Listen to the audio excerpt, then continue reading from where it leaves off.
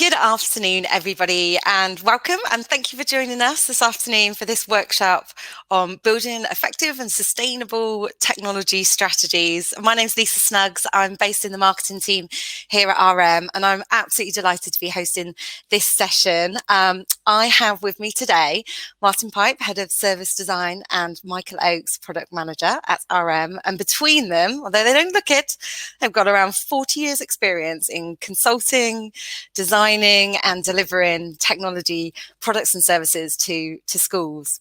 And of late and recent years, a lot of that has been centered around embracing the potential of cloud technologies. And they're really keen to share their views and experience with you today, and some great customer stories alongside that. Come to the end as well, but if you didn't catch the Forest Federation and James Tebworth discussion this morning, these two sessions complement each other really, really well. So I would definitely plug going and checking that out on demand. We really want this workshop to be interactive and for you to get as much out of it as you can.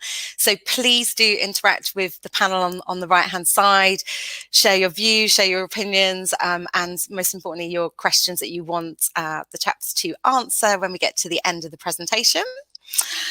So in terms of how the next 45 minutes or so is going to look, so Michael and Martin are going to cover a little on the market context and what we're seeing in schools today, what those technology strategies might look like today and how they might be holding us back from what we really want to be achieving, and then finishing up with how we would really love to start thinking differently around this and our approach to technology and how that can really make a difference to teachers, learners and the whole school community.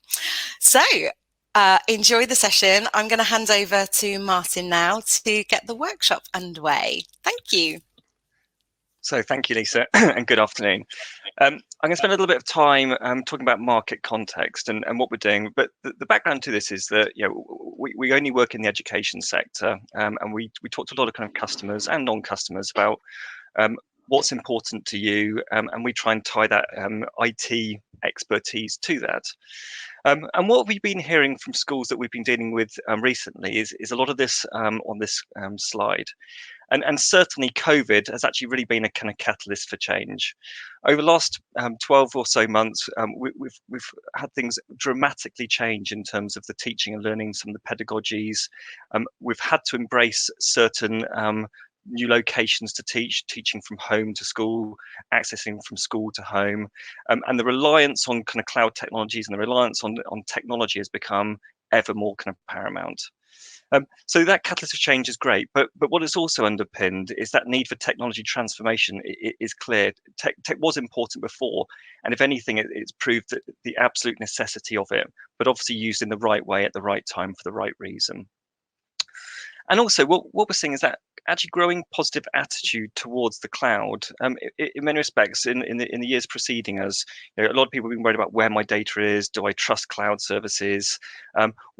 But with the significant advances in things like kind of Google, Microsoft, Apple ecosystems, that ability and that belief that actually your data is safer in the cloud, potentially more than on site, is actually kind of reinforcing that now is actually a good moment to really consider your strategy and actually embrace it.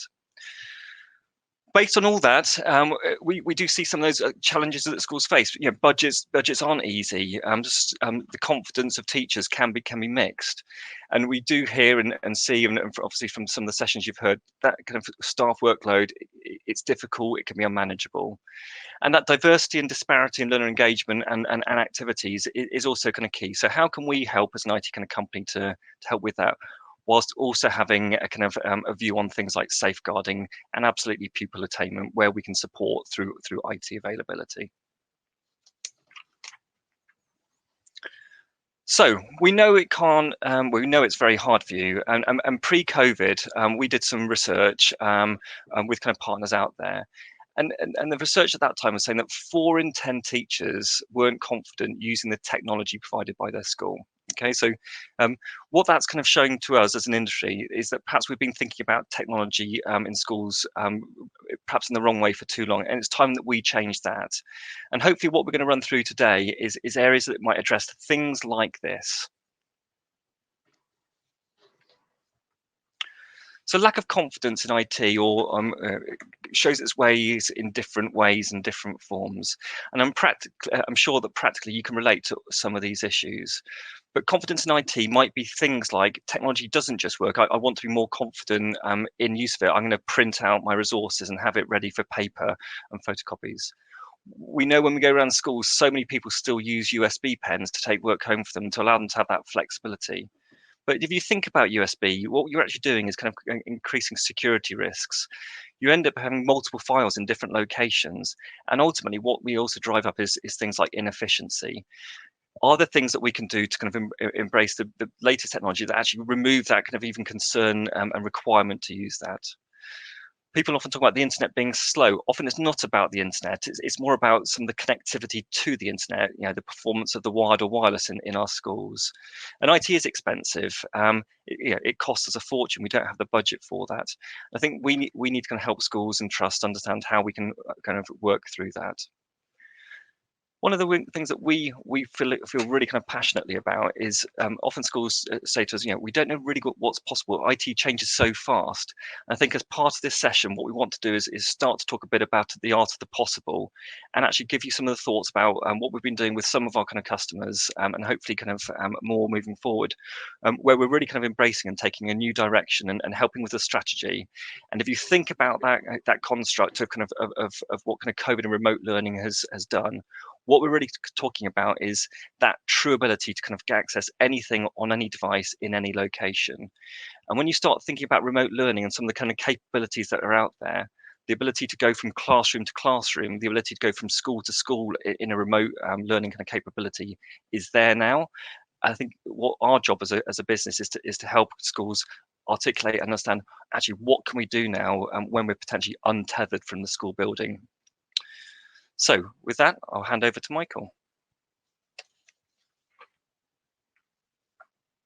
Martin. So in this section, I'm going to be talking about current strategy.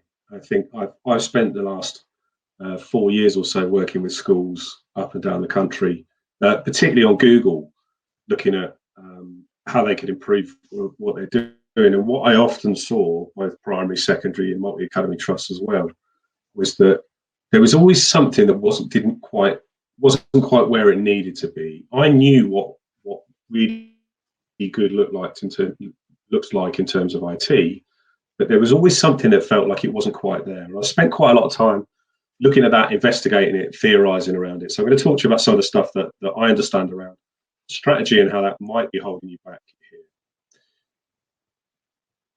So we start off just doing this probably quite tried and tested conversation about how technology's changed, but there's something specific that I've noticed in the last few years that has significantly changed in the way that technology works and is used, and that makes a difference to the way that you put your strategy together. So if we go all the way back to sort of 1985, those of you that were either teaching at that time or in school at that time would remember the big computer being wheeled into the classroom, and you might see that once a year. Okay. The next thing that happened, the next significant leap, was when networks started to come in. So that was around sort of the early to mid 90s, where you would go to an ICT suite and you might have numerous PCs that you could log onto as a class, and you might go along to that maybe once a term as a student. At this point, teachers generally still weren't using IT on a regular basis. It was generally still working in mark books and things like that. We then started to move to having projectors and using those in some cases, and then we started to go into the interactive whiteboards in the early 2000s, early to mid 2000s. So that was a really big drive, and that was a big leap at that time. During this period, you would have, those of you that were teaching at the time will remember that there was the Learning Schools program. So that was a whole thing around getting teachers to use laptops better in classrooms and really driving the use of IT within the classroom. We then moved to the next big thing that I remember was moving over to using iPads. So everybody wanted an iPad in the classroom. There was a big drive to use these mobile technologies really well. So all of those technologies moved increasingly more quickly into the school. So there was a ramp up of IT use in schools, but broadly similar technologies and broadly similar methods of use. What we've seen more recently, I'm sure we don't need to convince anyone of this, is the move across to much faster developing user-centric technology. So particularly around cloud technologies, you will start to see that they work slightly differently. It's difficult to put your finger on why, so I'm going to talk a little bit about that, and then that should play out later in the presentation as I start to talk through how that affects our strategy. So it isn't just the technology that's changed, it's also how companies go about creating that technology. So software is developed in a very small footprint, MVP now they call it, so a minimal viable product. So new developments can go from idea to initial solution within a couple of weeks in many cases. So companies like Google will come up with new ways of changing the way that adding features to their software, and that might be a conversation in a room that then happens within a couple of weeks to having something out there that's in a platform that you're using. Companies also do extensive user testing. This is more than just going out and talking to users. They can see what people are doing on their platforms. So it means they understand the different requirements for the users, what works, what doesn't work, and they can adapt really quickly. That means software evolves organically, meaning that the pace of change is upped and the direction of travel is less predictable. So if you go to the technology companies now, you'll see less of those long and detailed roadmaps. They're becoming much more fluid, where you'll see much shorter amount of developing this is much more around reactionary stuff. What that means for you is you end up with software that is really, really good, and that's why those cloud platforms are so effective. But it also means it's very difficult to plan exactly what you're going to implement next. And also, another thing that's happened is the fact that there's kind of a mismatch in a lot of schools with the platforms that they've got. So these technologies, the cloud technologies, are one set of technologies, and then you've got your server side technologies that are slightly different. So they're developed in slightly different ways, which means you end up with this kind of halfway house in between the two.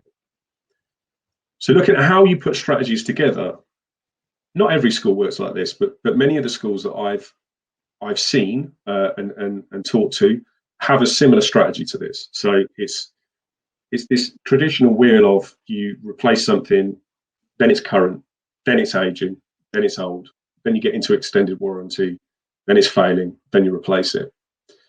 So it becomes really difficult to make that choice of when do we wholesale move to this new way of working. So when the devices have just been refreshed, that might be the time to do it. But then the server still has warranty, and we don't want to get rid of that. But when the server needs replacing, we'll do it then, but the wireless isn't good enough to support what we're about to do. So we'll then get the wireless updated.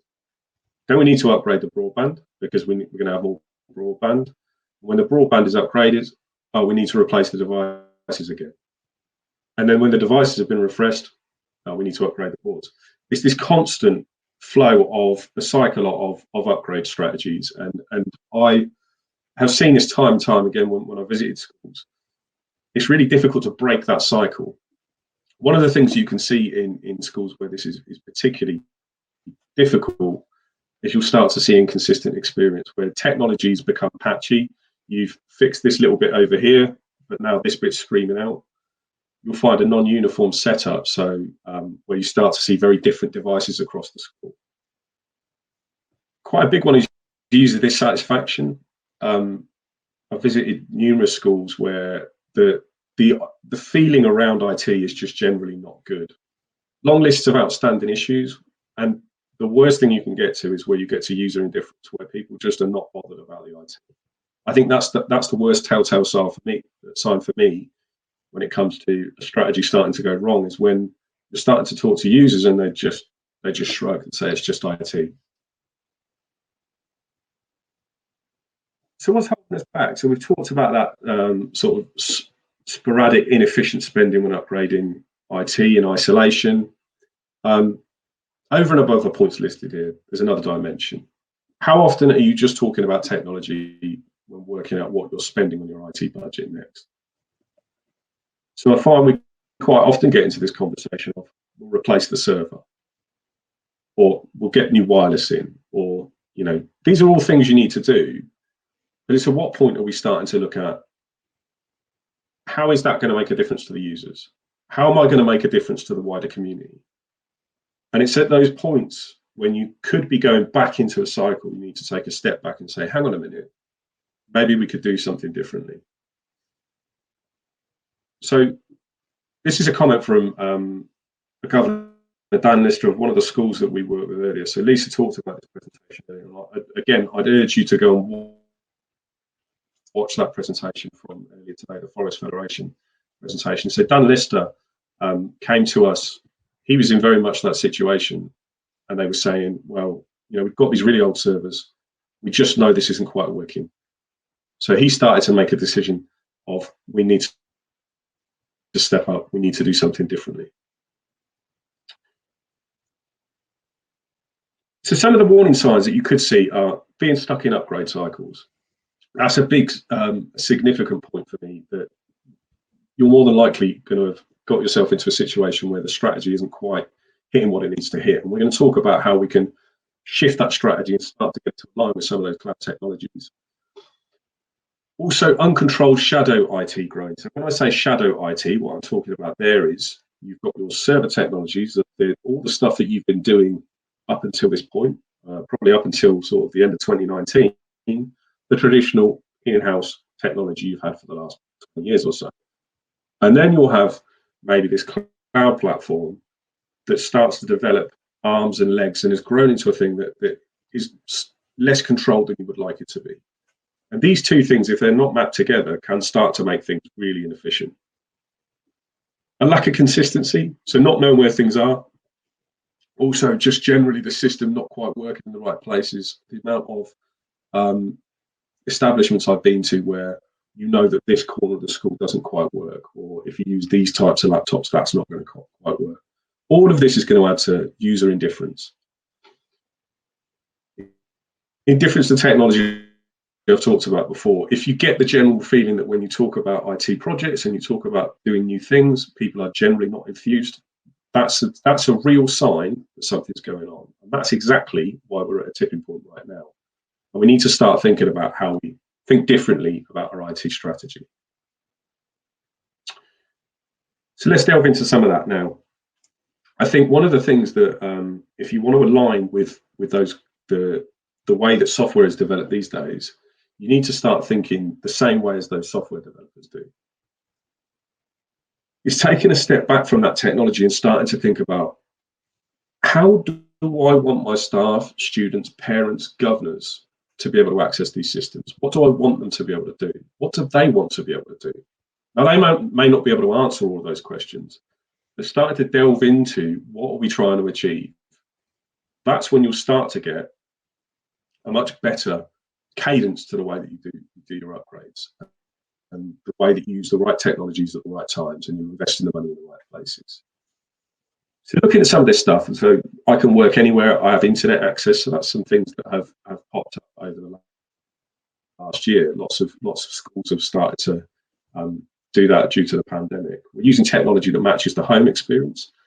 I think as technology has moved forward, particularly in our home lives, it's really great to be able to move that forward within work lives as well. Visiting the world from the classroom, huge thing, particularly these days. There's, students, pupils have been stuck at home.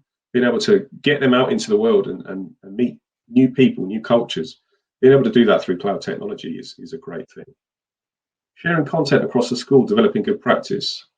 I know that Forest Federation have been doing some of that stuff. Getting parents to respond instantly to letters home, or not using letters home, but finding ways to get that interaction from parents as well. That's another aspiration that you can put into what do we want to do with technology. Parents' evenings from home in their language. Reviewing student work live. I know from my experience at the school that I'm a governor at, this has been a huge thing for my school, where the staff can actually mark things in the lesson, meaning they don't have a pile of books that they have to take home. And also, another one that Martin's going to talk about in a second is doing our bit, supporting a more sustainable future. This is something that everybody cares about, particularly our children, are more vocal about it. So being able to then build in more sustainability. So thank you. Let me jump on that last point that Michael made. There are so many reasons why now is the right time to look at your strategy and look at different things, really. And whilst cost and efficiency is very much on that list, as well as kind of teaching and learning benefits, we contend that sustainability is a key thing. And as a supplier, we're thinking about that at the heart of some of our propositions and some of our thought process. And we want to share some of that with you now.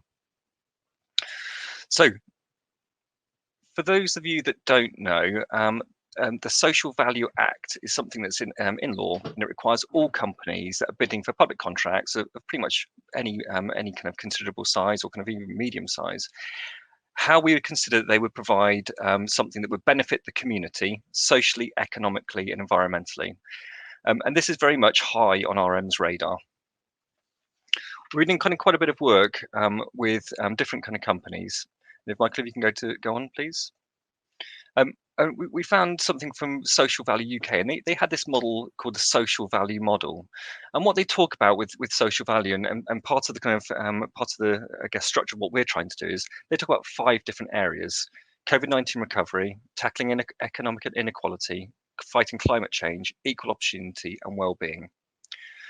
So we have a kind of a view of this, actually, and with some of the things that we're doing, some of the things we're doing with the likes of kind of Forest Federation, actually, IT can play a significant part on perhaps 4 of those kind of 5 areas. When we talk about economic inequality, the ability for pupils of any age, capability, any kind of location, what their kind of socioeconomic position is, etc. It can provide that seamless access that's consistent to all your users. We'll come on to kind of climate change shortly, but absolutely reducing the kind of impact of IT, equal opportunity, providing the very latest access to kind of software to all your users, no matter kind of where they are and what school they're in. And then finally, from a well-being side, both for users, but actually for the staff. And one of the things that Forest Federation, for instance, have been doing very successfully recently is sharing lesson plans across the kind of the Federation of Schools, and getting different schools to take leads on it, which is actually significantly impacting the amount of hours worked by the staff. So again, we've got a kind of a really interesting kind of story emerging on all these fronts.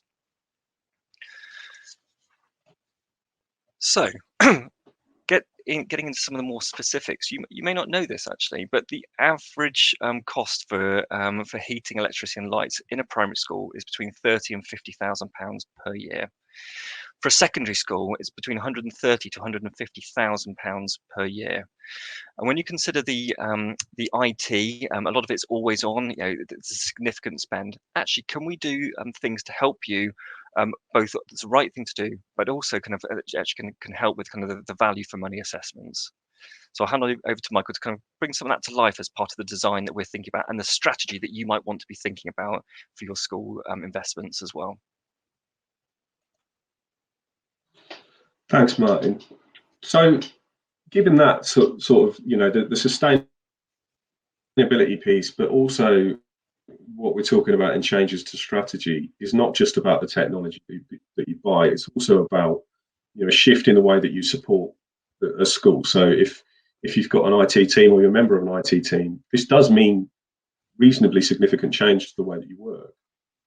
If you're starting to move into a more server-free environment, whether that be completely server-free or you really reduce the amount of servers within the school, does that mean that you no longer have a job to do? No. It means that things start to shift slightly. When we start to move into a slightly more evolutionary way of working on technologies, it means that quite often break-fix issues start to shift into this sort of how-to world where you start to work with collaboration tools and things like that. But it also means understanding more about how technologies can be configured to do those environmental, save you energy within the school. So keeping things running, making things efficient, making sure that you're not using up too much energy.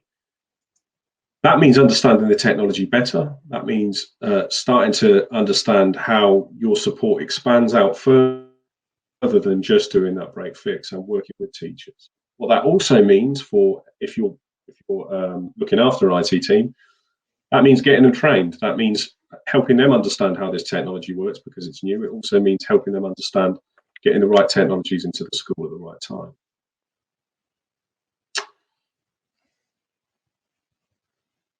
We know that technology isn't what teaches students, but well-built user-centric systems do. So this is where we're heading.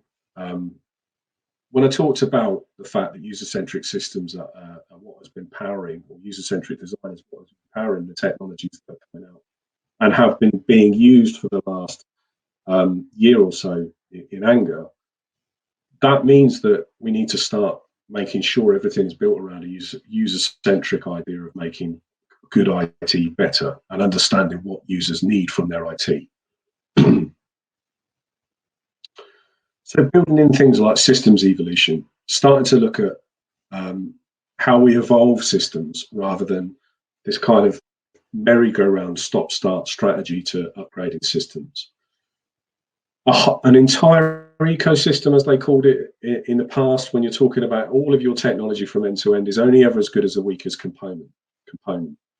So the shift to cloud platforms, it removes a huge amount of that risk, a huge amount of money being put into a back end that doesn't make a massive difference to users.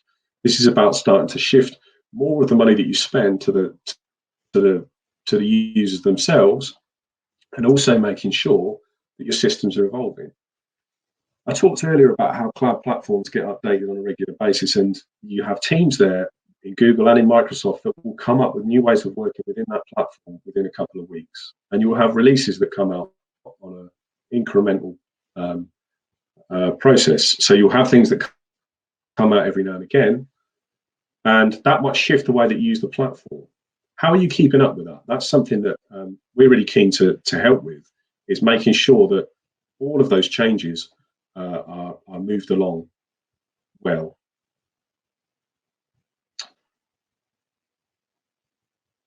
So companies across the world have been seeing the benefits of using cloud platforms for a few years now.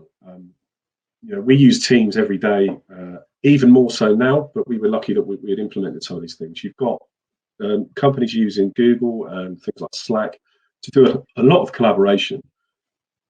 There is a big difference, though, between the way that companies work and the way that schools work, and it's something that's always fascinated me for the last 20 years of working in this space, is that there's a very different user case. So simply going to industry and looking at it and saying, well, we want that within our school doesn't work, because you're trying to do quite different things. The range and types of users is one thing. You have all sorts of different use cases, and the way people are interacting with the systems is different. The amount of software is another. The amount of software that's needed from one place to another, to one user to another, is huge, and it's just not simple to manage. The level of device sharing is high as well, and while there has always been lots of talk about one-to-one devices, I still don't think we're likely to get there anytime soon. So that's always going to be a case we need to bring together. So borrowing the best we see in industry is not necessarily what we need to do. We need to turn that into an educational context. We need to start thinking about how do users need to use technology within a school, and then how do we support that with the industry standard technologies. So one of the things we've been looking at, and we mentioned it earlier, is this server-free architecture, or as little servers, as few servers as possible. Well, this isn't really just about removing servers from a school. This is about saying, actually, are we too tied to our schools? So a number of schools that we've worked with, Forest Federation, the 4 schools there, the school I'm a governor at, have done this as well, and I've seen it across the country where they've started to move away or completely remove their server. It actually means that there's an increase in well-being in staff. How is this achieved? So this is by looking at what the users do every day. Now, so I'm the son of 2 retired teachers in the 70s, 80s and 90s. I remember going on holiday in France when I was young, and my dad would get out a stack of books and do marking on a little camp table in front of the tent. He was able to do that when it fitted in. So he didn't have to be at school for that stuff. He was able to do it where and when he wanted to. So it gave him an ability to have a work-life balance. that he decided on. It occurred to me recently that actually over the years, the more we've put servers into schools, the more reliant we've been on being in school all the time. Now, some of the schools that I've dealt with have started to see when they've removed the servers that actually how late teachers are staying has reduced. The ability for teachers to make decisions on when and where they do their PPA is making a big difference to well-being as well. Now, this isn't about saying, well, remove the server and therefore you work anytime and therefore all the time. This is about saying it's up to you how you manage your time. And that makes a huge difference. And this is something we're seeing across the world at the moment in terms of work, is that people are starting to move to that. And one of the big benefits to starting to remove servers from schools means that you put yourself in a situation where you can start to hand the control back to users. As I referred to previously, systems are evolving to associate the service. The solution we're implementing allows us to reimagine support to put real user needs first. This is talking about looking at not just break fix, but also user enablement. So this is about making sure that the tools that we put in the hands of staff, and that isn't just teachers, that's also the admin staff in the office, they're confident in using and they understand the changes and the differences, and they can go and find that information themselves, so that we're not using brand new technologies in an old way of working. All of this sounds great. The other thing we need to consider is that end-to-end safety and security, so confidence by design. What does that mean? By putting in disparate systems in isolation with their own bits of security, what you can end up with is mismatched security, where some of it overlaps, so it becomes too restrictive, and also where you end up with gaps. So when you're planning out a strategy, it's trying to work out, okay, how do all these fit together? How do we integrate these so that we're getting the optimum experience across those? I'm not here to sell you anything today, but all of the stuff that we've just talked about is why we launched a new product, our Advantage. This is something that I've been working on for the last 3 years. It incorporates all of the stuff I've just talked about, plus a lot more. I won't say much more than that. Just I would absolutely recommend coming along to see us at the booth. We've got a booth open, which will be open again tomorrow, or getting in touch with our sales teams as well, just to talk to them about what does this actually mean, and we can talk in more detail about that. There's a quick quote from Eliza Hollis, who's the executive head teacher at the Forest Federation Schools. This is one of the schools we piloted with. I've heard nothing but great things about the session earlier on today, so I'd absolutely recommend going along to see that, where you can hear from Eliza talking live about the difference that it's made within her school to make these sorts of changes and think about the world from a user perspective. You'll hear Dan talking about it. You'll hear something coming from Dan's daughter, who's one of the students there. I think we've got conversations coming from the business manager too. So all the different parts of school life across that trust, they'll give you the perspectives of the difference that that's made. If you want to know more about that, so there's a Forest Federation case study is available on the RM website. Another one of our pilot schools, Vickerstown, is a single site primary school. They went down this journey as well, so you can have a look at the stuff that they've done. All of these schools, and there are other schools that we work with as well, were in a situation where technology just wasn't doing it for them anymore. That's not to say it wasn't working, it just wasn't quite where it needed to be, and they were aware of the point. They were right at that tipping point. So what can you be asking of your provider, of your support teams, of us? Well, here's a list of some stuff that this is a real example of a trust that came to us. And we worked with them for a while, and when they started to realise the potential, these are the kind of challenges they came back to us with. And this is what I would be recommending you go back to your schools and trusts and start to say, well, what are our challenges? What are the things we're trying to get out of our IT, and trying to build that around that user-centric strategy. So structured, predictable, and sustainable long-term investment plan in place for ICT. less reliance on vulnerable technology. So reliance on vulnerable technology, sorry, it's the end of the day. This is all about making sure that your technology is strong across the board, that you have that strong backbone that doesn't let you down in any areas.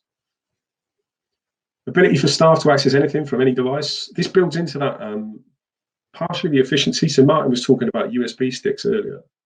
USB sticks is still a massive thing in schools. I'm sure I don't need to tell you.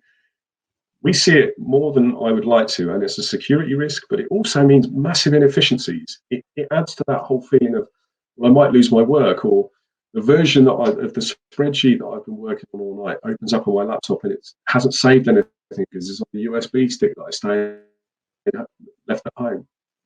Once you've got the ability to for staff to access anything from any device, that means they don't need to do that anymore. Creating a fast, flexible, reliable IT and infrastructure platform that just works. Again, this is about that confidence within IT. Supporting remote teaching, learning in school and at home. We know that lots of schools are planning on reverting back to the old ways of working because it didn't really work for them doing remote teaching and learning. I know that the school that I'm a governor at, I posed the question to them, what's the positives that have come out of the remote teaching and learning that you've done? And actually there were loads of things that they had learned over time that they're going to retain. Have you asked that question at your school? Have you started to look at what you can move into the next world? Really make this an opportunity to help you shift forward. Supporting improved collaboration and planning. I absolutely know that Forest Fed guys have done some amazing stuff around collaboration planning, and they're doing some really great stuff across different schools, ensuring that there's kind of a reduced workload because they're sharing it. Support staff in embedding new technology, ensuring confidence in technology. So this is all about making sure that the new features within the technologies that you put in, whether that's Microsoft 365 or whether you're using Google, make sure people are up to speed with it and make sure they're learning at their own pace. There's no good going in at the top level and saying, well, these are all the magical things you can do if somebody's only just getting to grips with the platform itself. Try and make sure that people are getting helped along in their own way. Ability to share devices across all schools in trust to flex with school needs. So obviously this was a trust that came to us, but they wanted to be able to share devices across schools. It sounds simple, right? But if you've got all different tenancies and domains and different setups, that actually becomes quite complicated. So starting to think about how you can have that consistency experience, not just in the school, but across any school. Also a trusted partner who can keep us abreast of what's new, what's possible, and how other schools use ICT. This is really important. So there are lots of schools out there that I know that have been using Google for probably 3 or 4 years before the pandemic came about. And I know that when the pandemic hit and they had to start using it in anger, they really weren't up to speed with what they needed to do, and they needed to update a lot of stuff. And that's because they just weren't keeping abreast with everything that was going on. And given the fact that particularly, as if you've read my profile, I've worked with Google a lot. The way that they work and the speed at which they work means that it's very difficult to keep abreast with that stuff. You've got schools to run, you've got busy lives. So how do you make sure you're getting that information? And I think the other thing that I would say within this, that is the challenge that I set out at the start, within when do you get off that wheel of the traditional strategy, is about making that decision on at what point, for instance, can I say these devices are okay to. The sorts of challenges I would absolutely recommend you getting out there. That's the end of our presentation. So I'm going to hand back to Lisa, but I would just say, if there was one thing I want you to take from this, think about what is the user getting out of the next purchase that I'm putting into my IT. Super. Thank you, chaps. That's just been great hearing all that great advice. There's so much in there, and I've just been reflecting on, as you know, and some of the audience. I've got a couple of young boys, and I've definitely seen the journey that his school's been on over the last year. And what's great is the things that they've embraced through this new world are continuing. Now they're back in the classroom and they're looking at how they can push that further, and the use of technology in their strategy beyond. So thank you. I found that super valuable, and I hope everybody has on the call. I know it's fairly late in the day, but hopefully we're going to get a few questions through. So if you could pop any questions that you have in the panel to the right, I've got a couple which I would love to throw at you guys in the interim, if that's okay, just while we're waiting for a few to come through.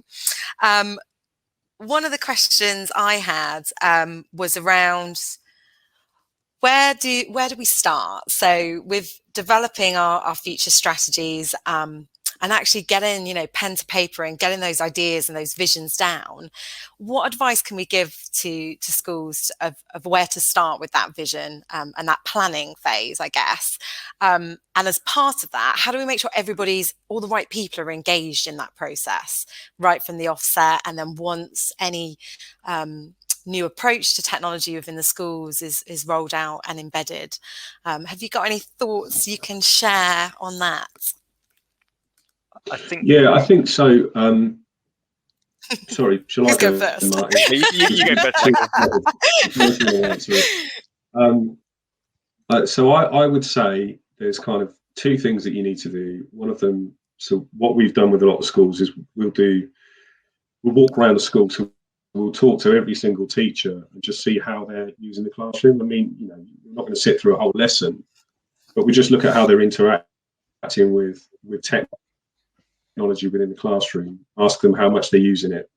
So that's a good thing to understand is what's the real use of technology within that classroom. And, you know, just classrooms, we talk to people in the offices as well. The other side to it is, what are the pain points?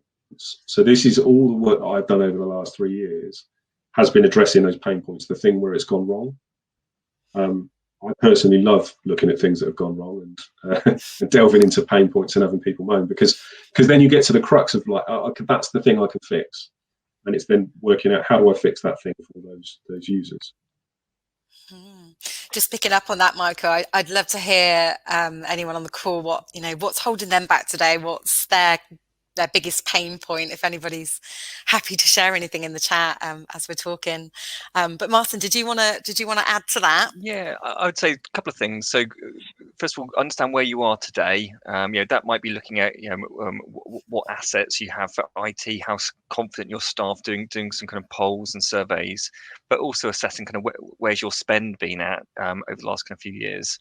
Get that information to ready, and then we run quite a few strategy sessions with schools and trusts where we get some key stakeholders across teaching, SLT, perhaps even IT governors, and say, right, what is our IT strategy what is our strategy for the school? What are our key areas of focus?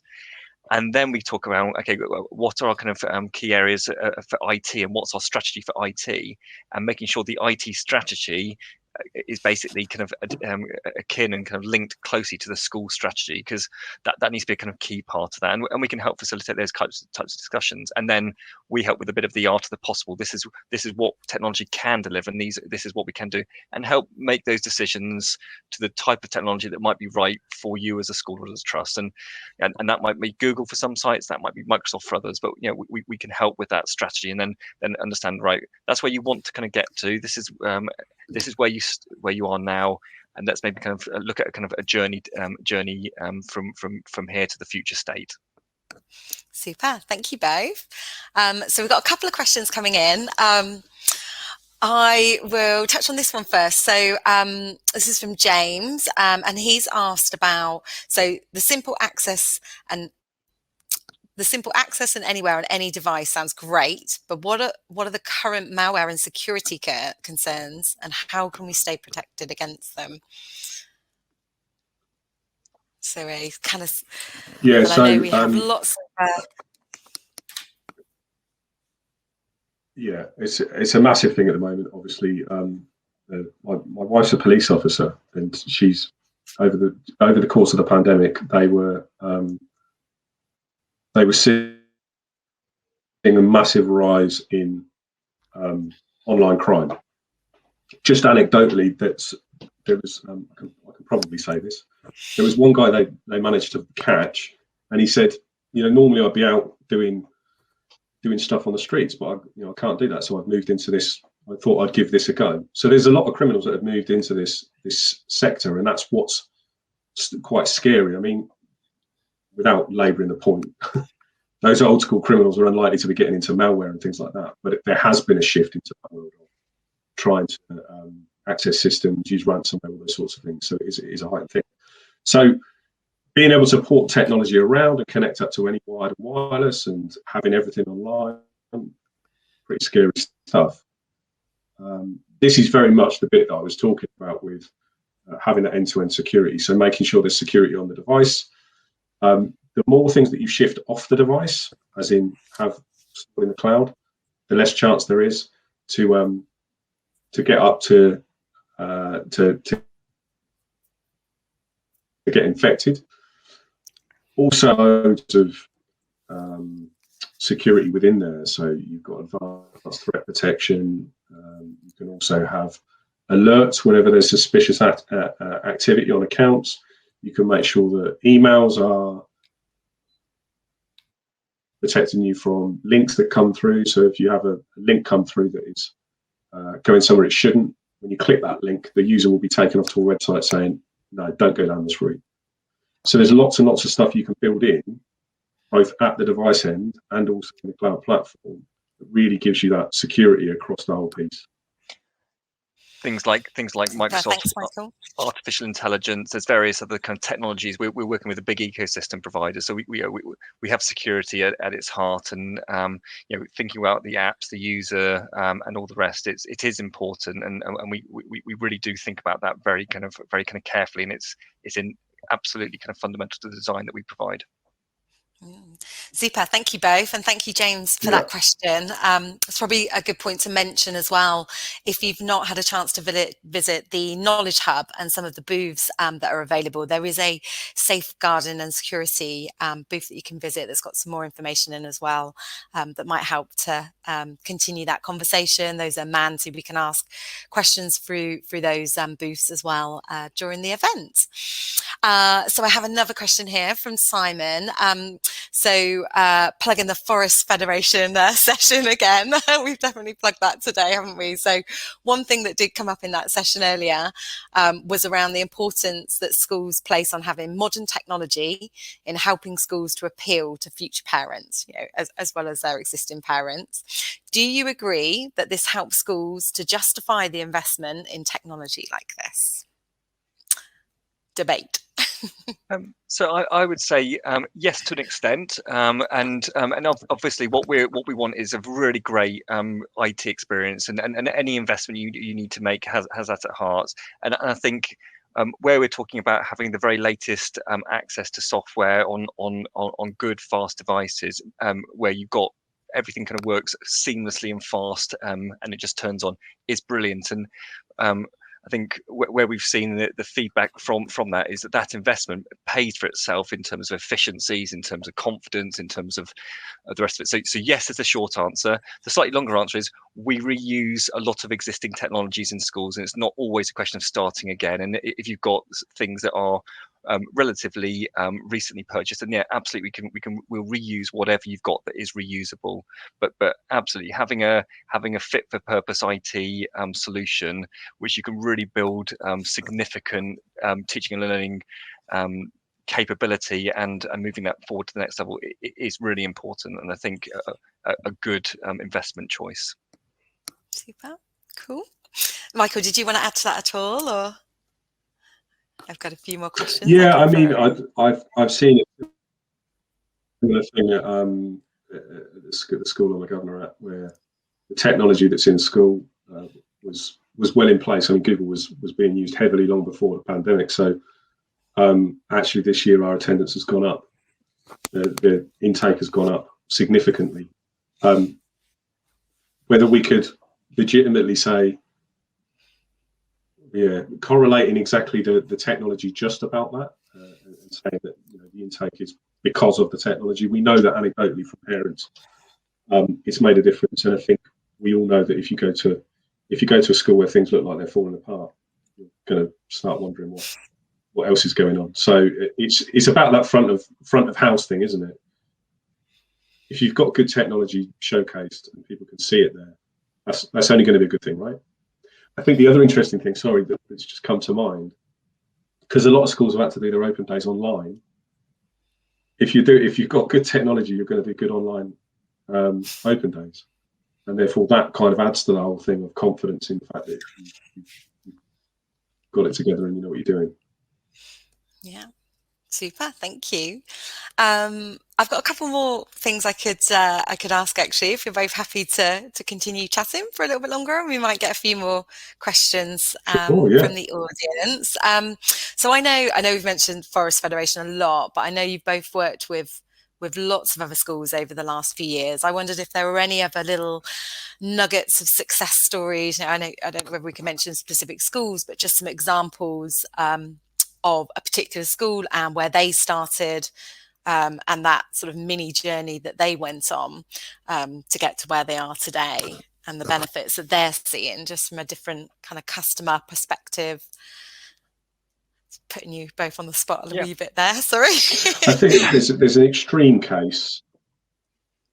One of the schools that I worked with early on, I won't mention the name of the school, but so when we went there, they asked us to come along and replace their server. They said, "Can you quote to replace the server?" And we went to them and said, "Look, you probably could think about doing something different." When we got there, their server had been down for 3 days, and they had just got used to the fact that the server would go down for days on end. So the teachers had got into a point where they just were ready at any point to not teach with IT, which is great, right? It shows great resilience and great ingenuity, but it was really hard work, and lots of things had not been updated. So the great thing is now, when you go and visit that school, is that they're all using IT. You know, not all the time. They're able to go and do their PPA when and where they want. They're confident in their use of the systems. So it's turned that school around. Like they were in a really bad position with their IT, and I think, you know, they didn't have to spend stupid amounts of money to get where they needed to get to, but it was just having that clarity of the vision of what am I trying to do. And again, that was one of the schools that I went around and went to every classroom and looked at the technology they were using and tried to work out how do we fix the problems they've got. For me, I'll use Vickerstown as an example. They were in a position where, and they're one of the case studies which we'll reference as part of the slides if you ever want to kind of go onto our website and have a look at that. But they were in a position where their IT was starting to fail. Their staff weren't able to work anywhere apart from the school. But what they, I guess, didn't understand is the art of the possible, and we've taken them on that journey, and what we've done is actually revolutionised both the kind of the ability for the staff to collaborate and work together. But actually, it's the communication thing that's been a really big thing. That the head teacher there is now kind of engaging with his local cluster of schools. They're really kind of thinking about that engagement with their community in a different way, and they've just basically kind of thanked us for the hours that we've saved. And you know, it is about CPD, it is about taking the staff on the journey, but also for them, they were asking us for a quote for a server replacement and doing the same that they had before, and we provided that as an option. But we also said actually it might be a really good time to think about something different. And actually, if you think about these things, these other challenges that you've got in terms of not knowing where your data is, your security kind of blind spots, your reliance on USB pens, etc., that will all go. And actually, they really embraced that, went on the journey, and they're now kind of talking and shouting from the hilltops about actually we've got a great new kind of basis for IT in our school. And actually they're using the IT as a bit of a relaunch for them, because it's a really kind of a nice kind of story for them, and that they're really going to the community about actually the impact of their investment and what they're doing, and it was very affordable for them as well. Super, thank you. It's great to hear those additional stories and those different perspectives as well. I've got one more for you both, and I'm gonna chuck your imagine if kind of question back at you. So obviously things have changed a hell of a lot in the last 12 months. What does the next 12 months look like? Where do you see things moving and progressing from this point for schools? What's your view on that? For me, I think it's further embedding the possibility of the platforms we've now got in place. When I talk about some of our customers and what they're thinking about doing, they're considering the principles of remote learning, but actually where you've got remote learning rather from home to school, actually from classroom to classroom. Could we get to a stage where we have schools where the platform's being used for one teacher to kind of cast their lesson into the adjoining classroom, but that frees the teacher to do some one-to-one work with a smaller group of kids while it being managed by a TA, or the ability to kind of think about the technology to deal with things like snow days, and the ability to have trainers kind of come in and come into one school and then very cost effectively have that kind of provided to others. So some of that principles of releasing yourself from the constraints of the school fabric is quite exciting. I think we're on that kind of journey now where we're going to see some really exciting and interesting things happening. The viability of things like sixth form colleges, the ability to kind of to have kind of really enriched curriculum delivered through a slightly different way, embedding some of the principles we've seen from remote from the forcing of the remote learning. I think that could be really exciting. Super. And Michael? It's funny you should mention that, Martin. Actually, the beaming across from one classroom to another, that's something that I've seen in the school that I'm governor at. So they've had, one class beaming into another class to pick up on a particular subject area, while the teacher in that class then worked with a subset of students. So I think that's starting to happen, but again, you have to have the technology there to be able to do it, and the teacher confidence. I think finding new ways of working, that's kind of what we're all experiencing in our personal work lives, is learning how you're going to interact with the new world and being able to do these things with technology. I think that's going to be the big shift. That's always kind of been my dream, is to make things much more efficient in schools, so that the IT can really support what they're doing.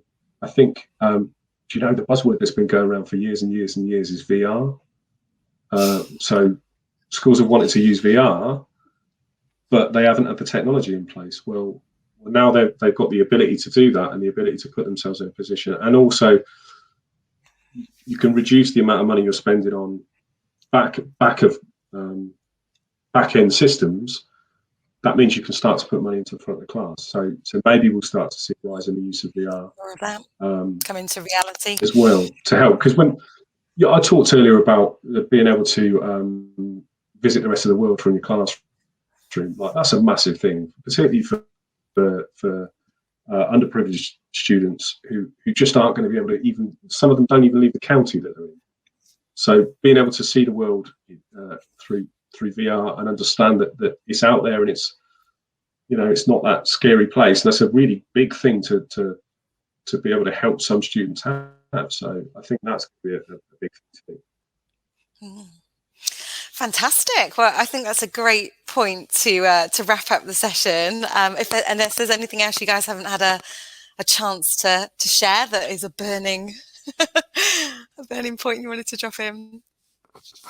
No worries. No, you're all good. Cool. Well, thank you so much for sharing all that great insight today. A really super valuable session. So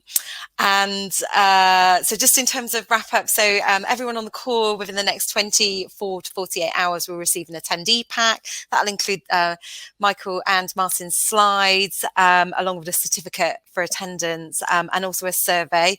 Really do encourage completion of that survey. It really helps to ensure that these future events and anything that we might get to do in person in the future, maybe once again, really hits the mark in terms of relevance for you.